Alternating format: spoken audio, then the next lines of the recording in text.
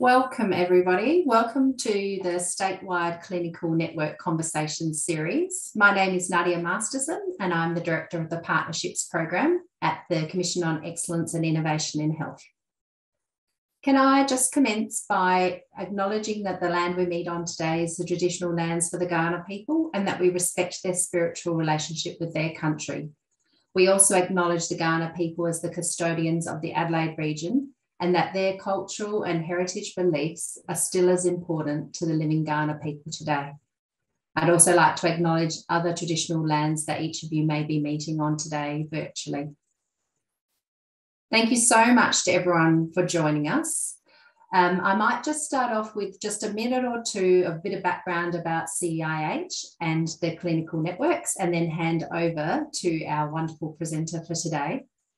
For those of you who are unfamiliar with the Commission on Excellence and Innovation in Health, or CEIH, we are the lead agency for innovation in healthcare in South Australia, and we bring consumers, clinicians, and other collaborators together to work towards our vision of creating better healthcare for all South Australians.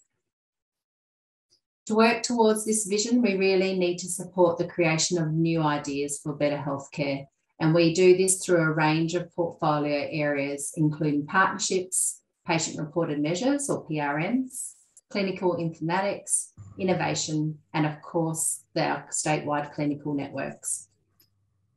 So the statewide clinical networks are groups of health professionals, health service organisations, consumers and carers who have a specific interest in the clinical area and who want to work collaboratively to work towards the goal of better clinical service design and high quality care.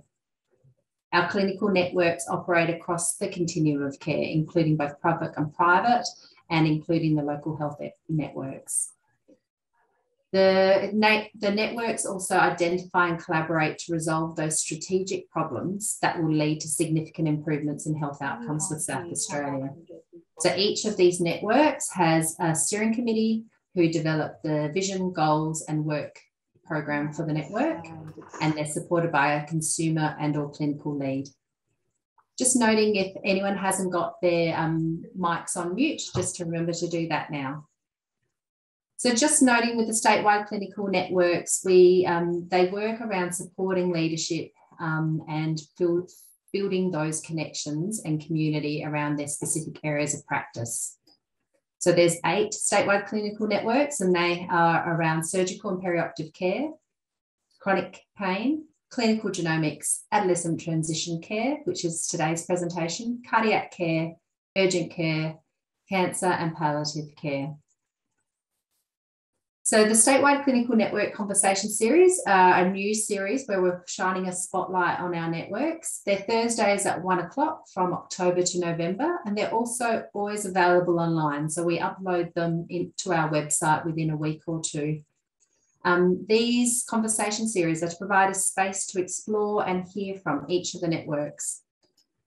So here's the series program. You can see that we're on conversation series 4 today in late October, and we've got 4 more series to go. So it's not too late to register. Hop online and register for any of the upcoming sessions. But importantly, I am looking forward to today's presentation on the statewide clinical network for adolescent transition care, and I'm going to hand over to our presenter, Damon, who will introduce himself and the network. I'll stop sharing screen. I think that's me. I think we're there. Is that correct? Absolutely. Okay, well, hello everybody. So I'm Damon Fenech.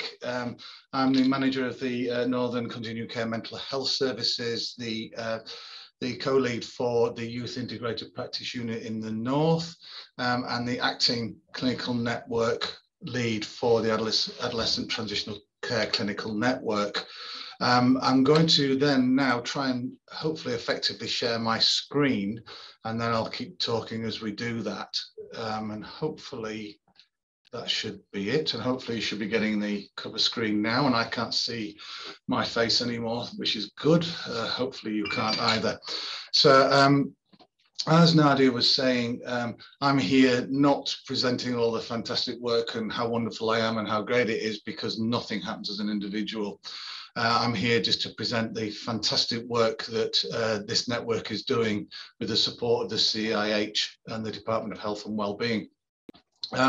The interesting thing is that there's a lot of work going on, so I will be really skimming through this fairly quickly, and hopefully giving you the opportunity to then ask questions, and we can go back to particular sections within this presentation if you want to have more detail. Nadia has very strictly kept me to 20 minutes because she knows how much I can talk. And even though Nadia has already welcomed, and there you go, it's not working there. I can't even move forward into my slide at the moment, which is not a great start. Why is that not working? Ah, there we go, it's working. We would also, as a network, like to acknowledge the lands that we meet on as the traditional lands of the Kaurna people, acknowledging traditional owners of the land from the traditional owners of the land from where others are joining us today. Respecting spiritual relationship with country, acknowledging the Kaurna people and other peoples as custodians of their regions, that the cultural heritage police are still as important to the living Kaurna people of today, and the fact that the sovereignty of their lands were never ceded at any point. I'm not sure why I'm not moving forward here, so I might have to. Ah, there we go. There we go. Now I think I've got it. This is where I wonder why a 58-year-old man is the network lead for adolescents and youth. And I think it probably goes on my internal child rather than my ability at technological expertise. So these are a couple of the key people, which is Kate Turpin, who is the driving force behind this network, has been the network advisor and my absolute support all the way through this. Joe Vlachos, who actually supports everything else behind what both of us do. And then there is Dr. Gemma Anderson, who is the clinical network lead for Adolescent Transitional Care, who is, I don't think she was trying to get here today, but is busy with babies at the moment, so we'll be back. But a lot of this work has been driven by her from the beginning. The next slide is too far on. This is for those who want the presentation afterwards, just to be able to get to wherever they need to be fairly quickly, but it shows that there is a lot of information to get through. And this really is who we are. We are nothing as an individual, and we really work superbly well in this group, and everybody has something to say and a part to play. And the beautiful thing about this group of people that you can see before you is none of them want to stay comfortable in where they are or where we are. And we have real challenging conversations. And what I would say is they are very healthy, and they are very challenging and really make you squirm in your seat at times. But we're all here for that one particular reason. And as it says there, we're a group of highly skilled, extremely passionate and dedicated individuals from a multitude of health settings, which is their words, not mine, honest. And we are here to improve services that meet the need of the young individuals that we're here to represent and our South Australian communities. I've been doing this since July. You can probably tell by the amateurish aspects of this, but I wouldn't have got anywhere without all of these individuals. And just to really underline these wonderful people is we'd like to congratulate Tim Crowley, who is a member of our network, who's just been announced as a recipient for the Excellence in Leadership Award from the SA Health Excellence Awards. So well done, Tim. And I'm sure everybody's clapping, but we're all on mute. So what is our scope? Basically, it's all SA Health Services that provide healthcare for young people with chronic conditions in South Australia. And even though we are termed as adolescents, one of the things that we set up really quickly is about the journey for young people. And so very early on, we decided to look at adolescence along that pathway of 12 to 24, because quite often the delineations of age groups are made from financial perspectives rather than actually developmental, whether that be cognitive maturity or otherwise. So the impact of the conditions that we are looking at usually starts in childhood and goes through into adulthood. For some time, the youth aspect of that, or the young adult aspect of that, was overlooked. So that's the age group we are now focusing on. And it's a very clear purpose, and it's to improve the health outcomes for young people with lifelong disabilities or chronic conditions that they may suffer for quite some time through that developmental period, so that they get an improved quality, continuity and consistency of care. And the reasons? Well, we don't have a statewide adolescent transitional service. The principles of good transitional care are really understood, but they're not a consistent part of service delivery. We have some pockets of excellence, but a lot of feedback is that they are pockets and not as a whole. The one thing that also really gets in the way of that is that data is difficult to access and inconsistently obtained. So we don't really know what's happening in that space to any real degree. And a lot of our information and record systems are not linked together. And sorry, and last but not least, and certainly not least, is to enable us to identify the challenges and develop a community of, I'm using patients as a terminology of whole. I know there's various other terminologies that we use, such as consumers and service users and others, but we'll use patients for now because that seems to be the most comfortable identifier at this time. So patients, clinicians and carers that can steer the service to a gold standard care and not just be white blokes in suits like me that are doing that. And as it says, it's to name but a few. The benefits, very easily, improved long-term health outcomes for people with those conditions, a reduction in preventable hospitalizations. We've all heard about ramping and the issues that we have. And some of those, and a number of those, are repeat admissions due to poor care in those long-term conditions. Beautifully, to improve the experience of the young people that are going through this journey when they need that experience to be as comfortable and as helpful as possible. And a very important one for my services, which is a reduction in patient disengagement with services as a result of this thing that we're trying to do. And I've just put in little italics there, building a firm and sustainable system, which is sort of clarifies everything that we're doing. So how we start to do that? First of all, we're the only jurisdiction in Australia that has not invested in a statewide transitional service for young people with chronic conditions. That doesn't mean to say that's the right thing to do, but we certainly stand out in that space. And preparing a young person from a family-centred and paediatric care to independent self-directed care requires a lot of planning and consideration with various principles and values set within that. It's very clear that the reports from patients about unclear transition processes and their experience of a lack of developmentally and culturally appropriate supports throughout that process have been very clear and very well reported. And when those systems are suboptimal, the links between patients and services can be broken entirely.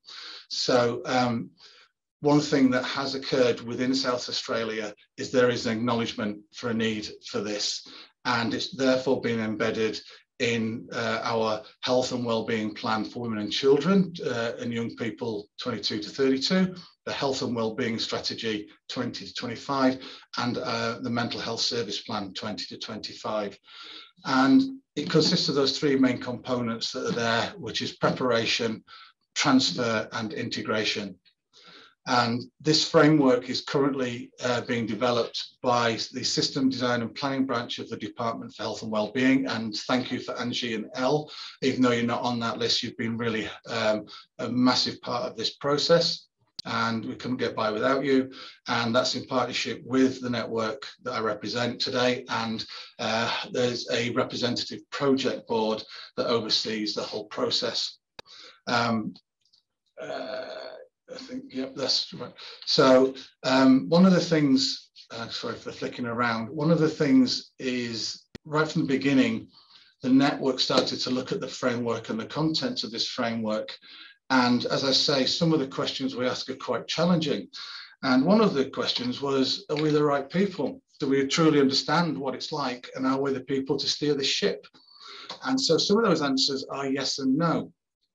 And as a committee, you know, we could have sat back and said, great, we've done the framework, we've got a lovely piece of paperwork that ticks the boxes, gives a nod to the evidence and other reports, and we can go home patting each other on the back for a job well done.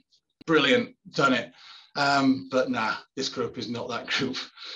So we've set about checking in with the communities that we serve and trying to instigate significant change by not only allowing those communities and young people to communicate with us, but actually open the doors to SA Health.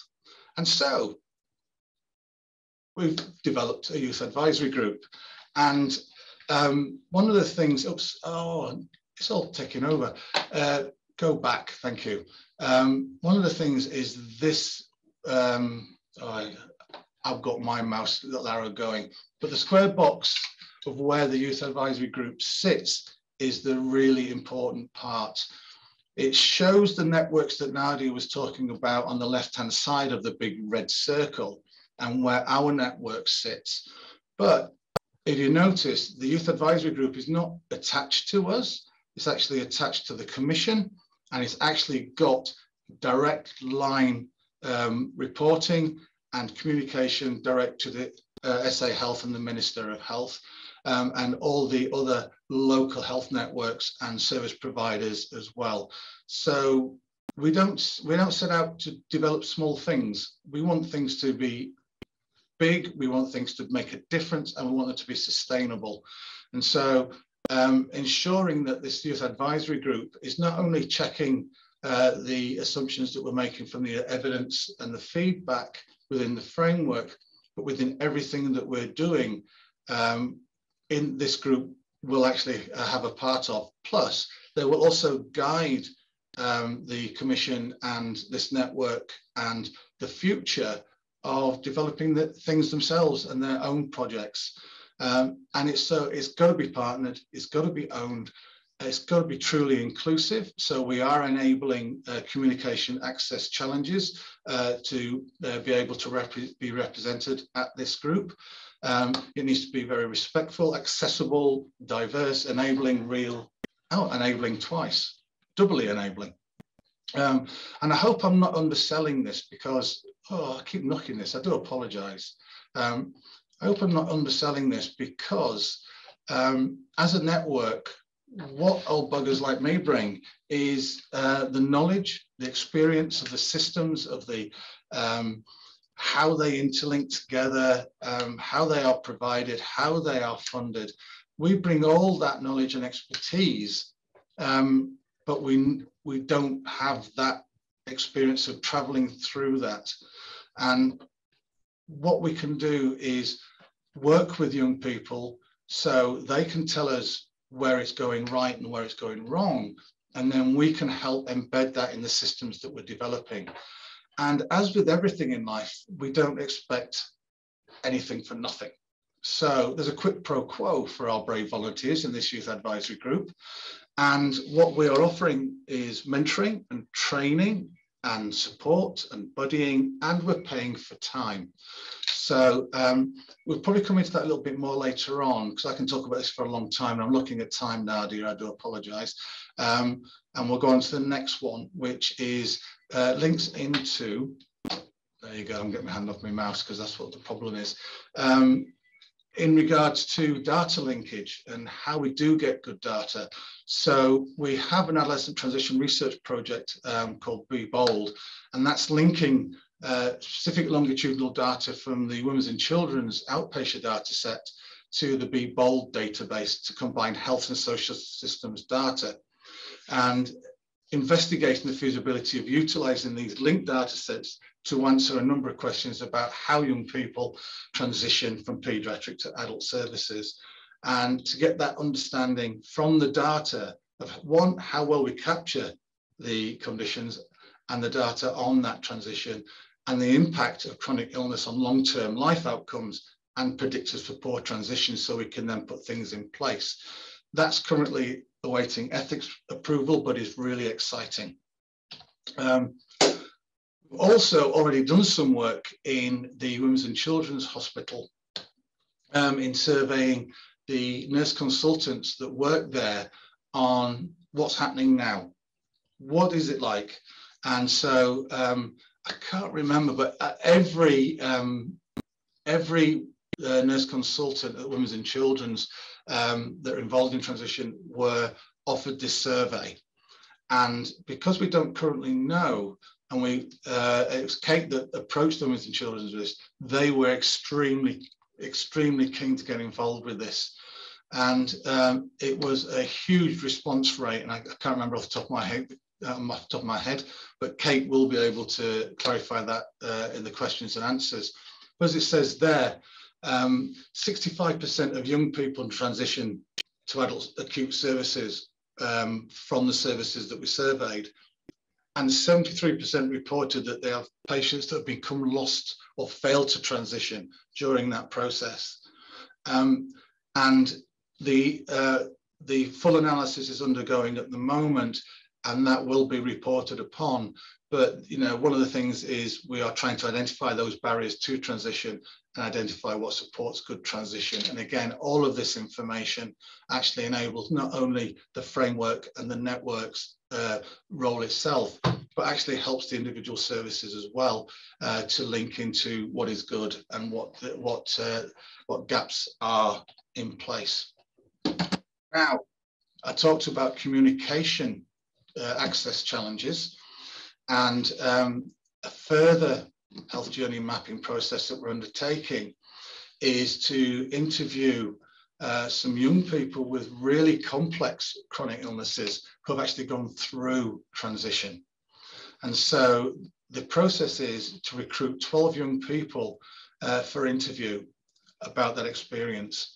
And where people are unable to talk, they're unable to communicate, maybe they have a tracheotomy, or maybe they need specialist electronic equipment, that is not going to actually exclude them from this health journey mapping process.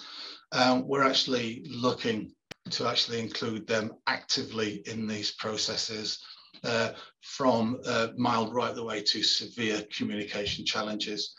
And each recruit with those communication challenges will have that significant experience. We have recruited interviewers to actually undergo these interviews, and they've had really intensive 4 sessions of training, which has included face-to-face practical training in the use of communication access tools, whether they be picture-based, photograph-based, electronic-based, or otherwise. It's been a real eye-opener to a lot of people of how we can communicate with people who we would not normally be potentially even comfortable in communicate, or even assume that they can communicate their experiences in an effective way. And so all the hard work has been done in that space, and now we're at the exciting point of recruiting those young people to be involved and actually be part of their experience placed into the journey that we're going through developing under adolescent transitional care. Mental health comes up a lot, and so our co-chair, my co-chair, deputy chair, sorry, Kerry Wannell, who works down at No Longer ED, undertook independently a little survey and audit relating to some gaps she was seeing in her services, where there were a number of young people presented to ED for mental health presentations who either did not stay or were transferred to Women's and Children's and again did not stay, or it was unknown whether further care was accessed or offered. Excuse me. So based on that initial work that Kerry's done, what we've done is explore this a little bit further and put a call out to the other EDs within the metropolitan area.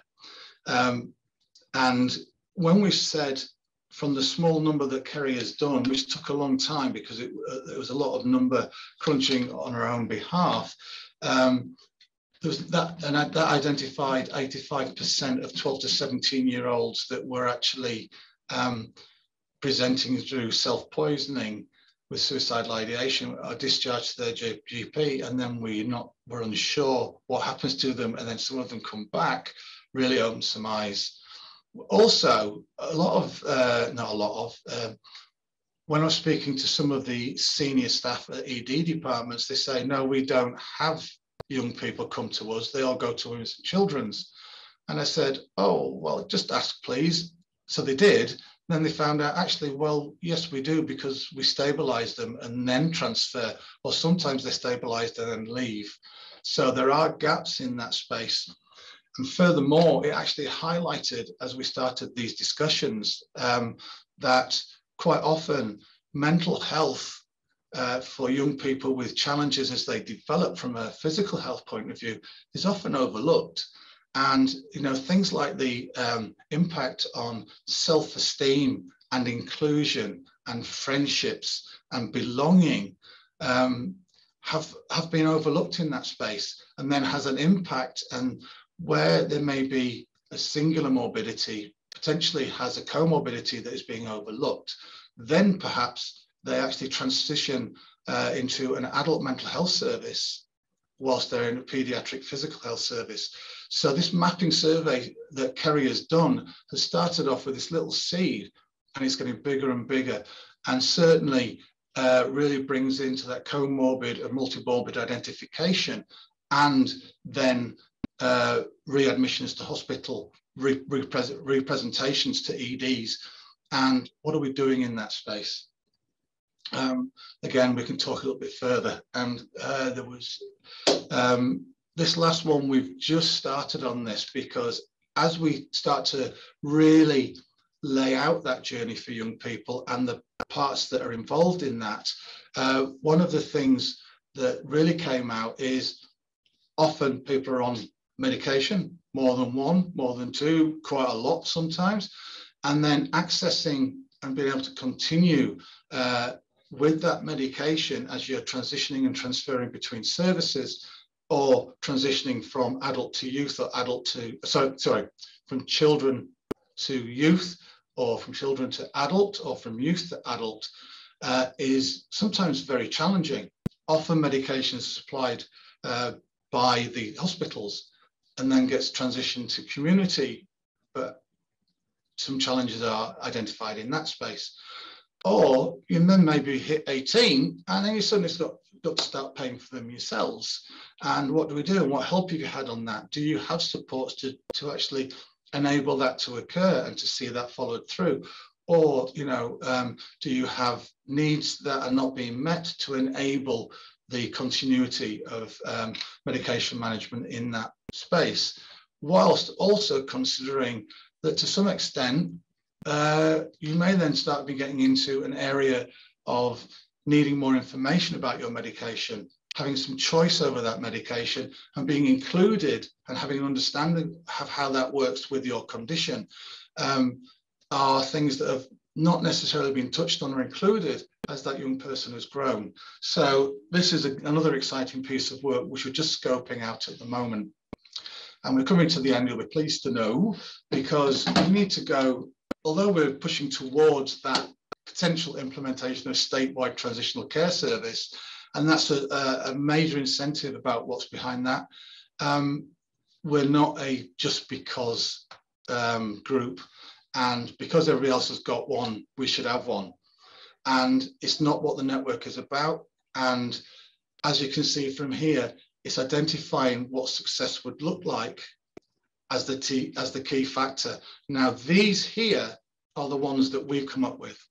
Okay, there's been no young person engagement in this apart from the reports that we've reviewed. So our youth advisory group is going to really actually look at these and be able to say, yeah, we agree with them or not, or there's others that we need to add. And also with the statewide workshops that are coming up in relation to the framework, we can actually look at what that success looks like as well. Because out of the success indicators will come how we develop towards that, for that transitional gold standard service that we're all after. And taking us then into the next year of this network, because it comes to, we hopefully be maturing by the end of that 2024-2025 process to develop into some form of community of practice or something else that looks like that but isn't that. But that's where we're going to be heading over the next 12 months with everything else that we're doing as well, and we can discuss more of that as we move on. And finally, I apologize about this slide.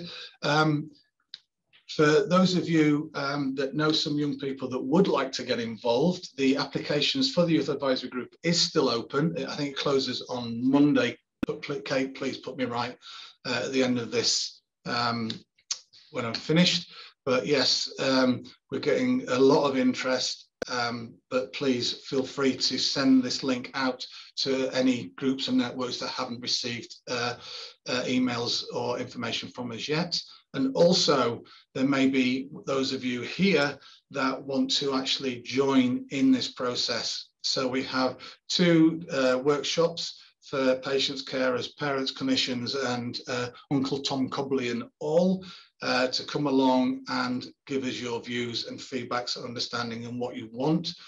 So for Country Health Services, that's on the 17th of November between 4:30 and 7:30. And for Metropolitan Health Services, that will be in person at Adelaide Pavilion, same time on the 21st of November. They are placeholders. I don't think there is any links to actually register yet, and advertising will be coming soon. And last but not least, here's how to stay connected. And we do also have some vacancies. So if you want to come along and be part of this awesome group that is going to kick down doors and change the world, please nip onto the website, the link's there, and expressions of interest will be coming out fairly soon, I think mid-November. So watch out for those, and if you want to join, put in an application. Thank you.